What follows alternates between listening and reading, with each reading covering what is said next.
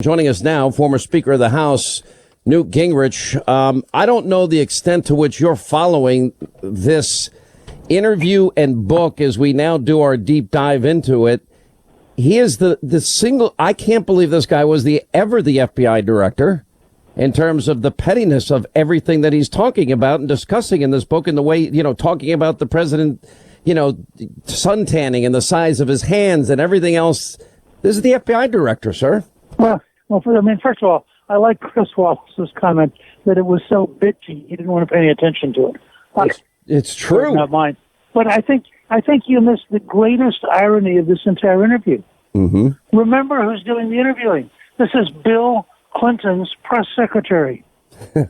Yeah. Now, if you wanted to have somebody who was totally appropriate to raise questions about relations with females, etc., who could be better than Bill Clinton's press secretary?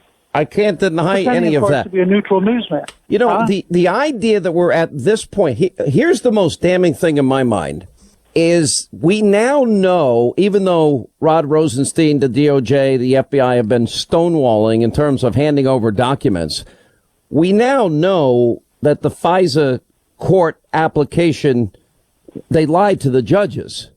They never verified and corroborated what was in this dossier, this foreign national put together that Hillary paid for. And not only that, they didn't inform the judges that, in fact, it was not just a footnote. It may have political implications. She paid for it. They knew she paid for it. So to me, he's actually damned himself in this interview. Well, Comey has spent so much time damning himself. I really like the Republican National Committee put together a new site called lioncomey.com, and they have on there the video of, I think, 8 or 9 different Democratic leaders all condemning Comey in the most fierce language. And you look at that and you think, if every American saw that segment, they'd immediately understand this is a guy who is totally self-absorbed. He is deeply offended that he was fired. He is going to get even. And he is throwing the kitchen sink, and it tells you how sick, I think it tells you how sick the system is, that this was the director of the Federal Bureau of Investigation. I mean, this is the most petty, mean-spirited, dishonest person to show up like this. It's astonishing. It literally shatters. I predict that the longer he's interviewed, the weaker he's going to look, and the more people are going to shrug him off as kind of pathetic. I think that's all happening, and there is no real big bombshell in the book that anybody has really gleaned from this thing yet, although except for, I think nothing that at least advances his cause, which was always, it seems, to get Donald Trump, and he doesn't even really try to hide his utter contempt for the president. I mean, that takes my breath away. Well, one of his lines was that Trump was sort of sitting on the throne. I reread it 3 times to realize he's sitting behind the presidential desk in the Oval Office. Yeah. Now, I've been in the Oval Office with a lot of different presidents, and I've had a number of them sit behind the desk. It never occurred to me that was a throne. But it tells you something about Comey's personal inadequacies, that he has this deep sense of, there's a piece I saw earlier today that he had gone to see Obama, and he just wanted to ask Obama, would he really do all right? And you read this quote from his being in with Obama, and you think, this is like a 7th grader seeking approval.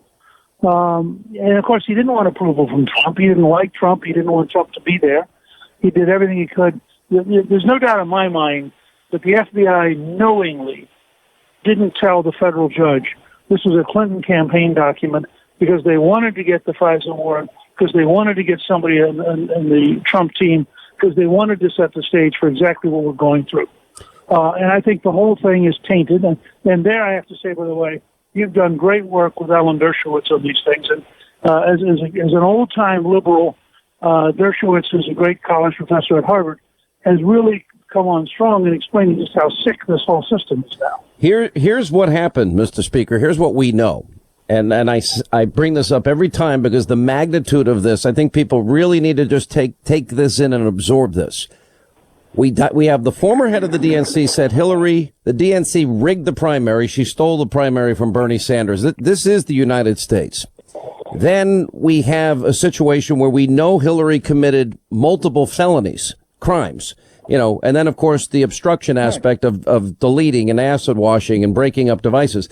Then we have Comey exonerating Hillary Clinton, writing an exoneration months before. He even investigates her or 17 other people. The person that does the interview of Hillary Clinton is Peter Strzok, the big Trump hater himself, in conjunction with Comey.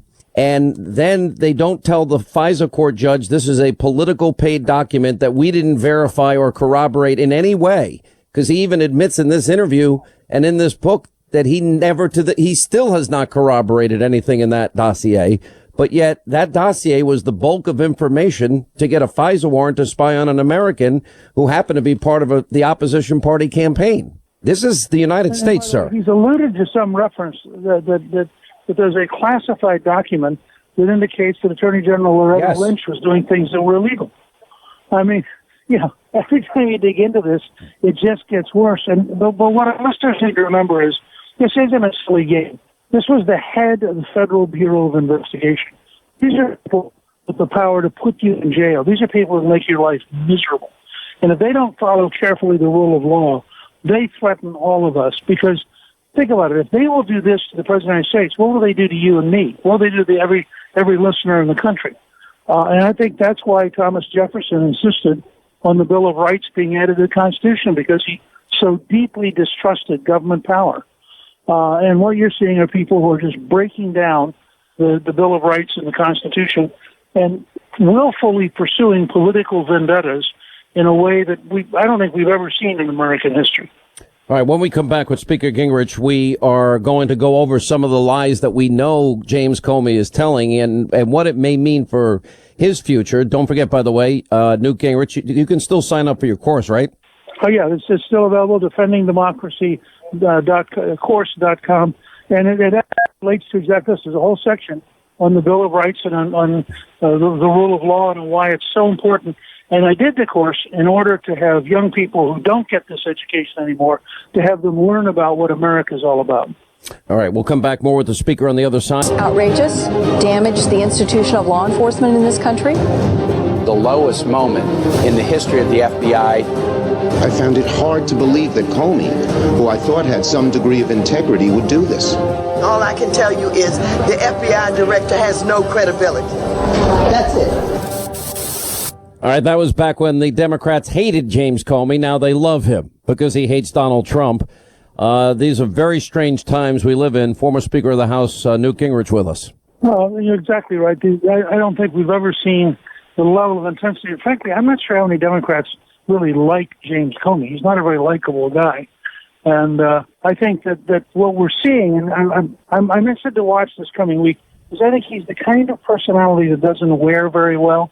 He's like the brother-in-law that you don't mind have come over like for a cup of coffee. You don't particularly want him to stay for dinner. Yeah. And I just think, I'm not talking anybody particular. But anyhow, I think he's the kind of guy who the more you listen to him talk, the more you realize that his world is about James Comey. Everything's about him. And, of course, what Donald Trump did was he fired him. And so what you've got is an embittered former employee who was fired, who is now doing everything he can to dump on the guy who fired him. And I think in the end, Trump's going to come out just fine. People are going to say, look at the lies, though. Given this guy's ego, I'd have fired him too. He says he never leaked. We know he leaked to the Columbia professor to the New York Times, right? He claims he was wrongly fired, but the truth is, he did a lot of things that he shouldn't have done, and every Democrat didn't want him in that position. All those Democrats. He says he's not political. It's obvious he's political. So everything that he's saying here is just absolutely false. And yet in all of this book, I don't see anything. The idea that Donald Trump said, hey, listen, I want you to prove this dossier false, especially this salacious nonsense. And he acts like that is a puzzling question, because even if there's 1% that my wife thinks that could be true, I don't want her to believe that. It seems that Donald Trump's reaction is normal. Look, here's a simple test where Rod Rosenstein is frankly cheating the whole country. There are three memos that Comey wrote after he saw Donald Trump. All three memos are still sitting at Justice because Rosenstein will not release them. Now, if we have to read the whole book, we should wait and see what are these three memos? Why aren't they releasing them? And I'm told that actually the memos totally exonerate Donald Trump and undercut all of the posturing that we're getting out of Comey. Yeah. Oh, I think we need 1.2 million documents that we're waiting for. We also have the IG report that we're waiting for and so much more. Mr. Speaker, we always appreciate your insight. Thank you. You break it down as simply as anyone could ever ask for.